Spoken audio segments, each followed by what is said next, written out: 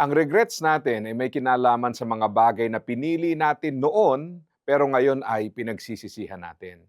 Present experience sa past choices natin ang regrets. Ito ang interesting dyan.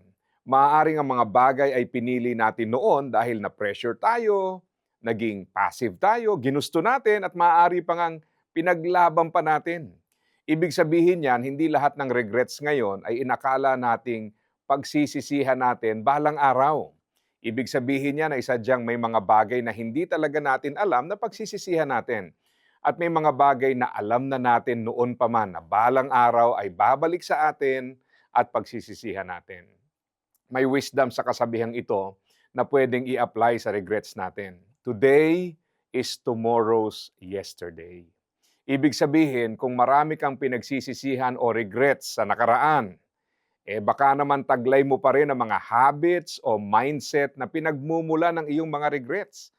Kapag di pa rin kasi nagbago ang isang tao, passive pa din, takot pa din sa tamang desisyon, hindi pa rin sumasangguni sa Diyos, ayaw pa din kumilala ng pagkakamali, malamang yung mga desisyon mo ngayon, magiging regrets mo na rin later on. Sabi nga ng Lolo Einstein natin insanity is doing the same things again and again while expecting a different result. Yung mga kondisyon at pag-iisip na humuhubog sa desisyon natin ay dapat mabago kung gusto nating mabago ang desisyon natin.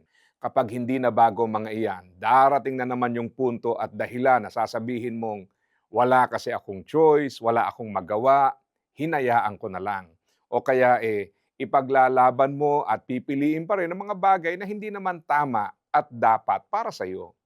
If you want to control your decision, you must control the factors that control your decisions. Ika nga. Ang sabi nga sa Santiago chapter 1 verse 5, kung mayroon mang nagkukulang sa inyo ng karunungan, humingi siya sa Diyos at ibibigay ito sa Kanya ng walang pagmamaramot at panunumbat.